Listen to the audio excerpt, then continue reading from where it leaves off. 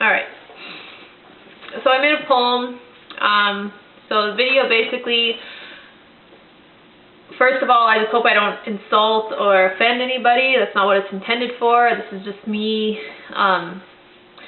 speaking from my heart and from the emotions and the feelings that I've been getting from the devastation brought onto Mother Earth by the oil, the pollution, the mining, the lack of caretaking by us as Indigenous people especially. Because I believe as an Indigenous woman that when we were born into this world, and this comes from generations of teachings, that when we're born into this world, we're born into this, to Mother Earth, like she gives to us basically. And we're born as caretakers to help her flourish. But yet, a lot of us take that for granted today. A lot of us misuse her. We take and take and take, but yet we forget that way of life that we were taught. We forget to go back and give something in return and say a prayer of gratitude. Or we forget to thank her and give back. You know, that was our way of life. That was how we were taught as Indigenous people especially. So, anyway, I made this poem, and I'll probably talk a little bit after the poem as well, but this poem is called Warriors Rise Up, the Land is Calling Us Back. Can you see beyond the burning pipes? Can you see beyond the dusty haze? Does your heart still carry the beauty that once owned the land? Are you willing to take a stand? The heart of our mother pounds, shaking us from beneath our feet. Wake up, she yells. Lines cross like wrinkles on the skin of her rough surface, constantly changing, winding, twisting, rising, falling. Patches of smoke make it hard for her to breathe, choking the air. Holding ponds of water captive to provide its fuel of black liquid. Riverbeds that never knew thirst now shrivel up in search of some form of moisture. The earth breaks, spreading like spider webs across the vast lands. As I stare down from above, square patches seek attention, abandoned, left to fade away by previous owners who held it hostage until it could no longer perform its task. They search now for fresh skin to tear apart, use up, and leave behind just as the ones before. Parts of her untouched, unseen from below. From above, she is revealed and cannot hide her beauty from the vultures in search of her nutrients. Slowly, she is suffocating, yearning to breathe. Her chest becomes heavy. Her skin itches from these pests that frantically crawl upon her, in search of more, never satisfied, constantly digging. Her strength slowly collapsing as more and more pests misuse her. It starts to become unbearable. One last breath, one last push, our mother cries. Her heart aches, her blood boils. She tries to shake them from her skin. Landslides, earthquakes, hurricanes, heavy rains to drown them out. Little by little, piece by piece. From her hands, the black liquid drips as she reaches out, pleading. Do you not feel her pain? Do you not hear her cry for help? One last breath, one last push. Wake up! Wake up! The land is calling us back. So as I said before, I made that because of how I've been feeling lately about a lot that's been going on. And I wrote this poem, I think I was on a plane coming back from somewhere, and I was looking down, and I just noticed so much of what has been untouched, but yet the back of my mind I kept thinking there's always somebody looking for something more out there. And it's not, you know, to sustain it. It's not to create sustainability, but to use it.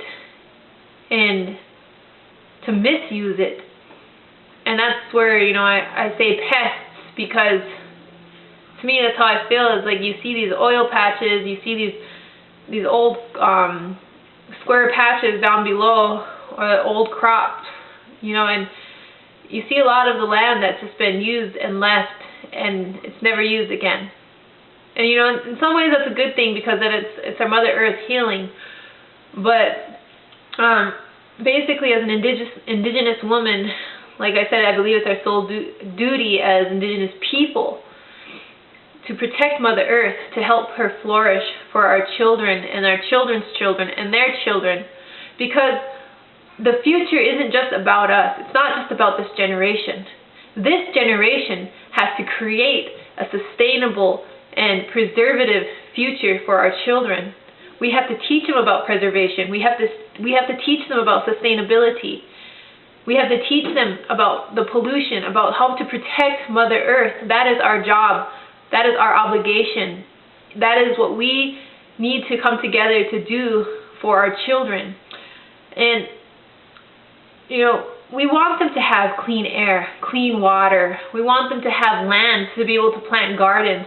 We want them to be able to endure a safe living environment. But how are we going to do that if we don't speak up, if we don't raise awareness, if we don't start now, if we don't start today, yesterday, 20, 40, 50 years, 1,000 years ago, when our ancestors basically fought long and hard to protect this land. And today that fight continues. And it's not just for KXL Pipeline, not for me. For me, it stems to home, to Fort Berthold Indian Reservation, where the Bakken came in and they started drilling, bringing with them devastation, destruction of the land, murder, crime, drugs. And we as a people sat still. We kept quiet. Some of us spoke up, did what we could through technology, through airwaves. We did what we could, but that wasn't good enough. We have the power. We as indigenous people and as people of this world, we have the power. And we give the political leaders power.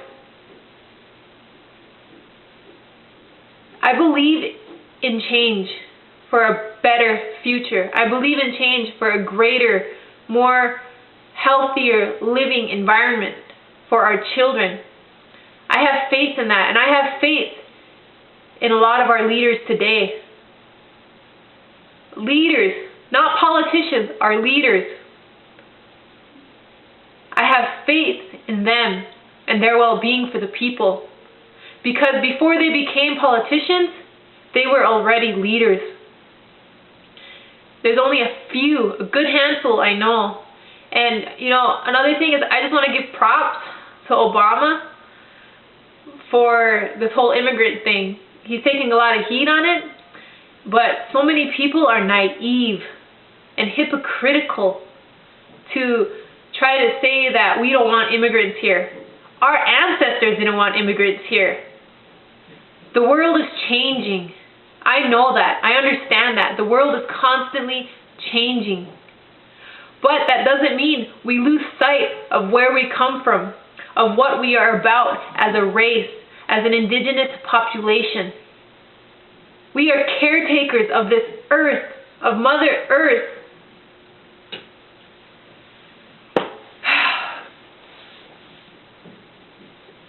There's so much more I could talk about, but I just want to raise awareness, on just some of these issues. I just want to raise awareness, and this is my way of doing it, by using my voice.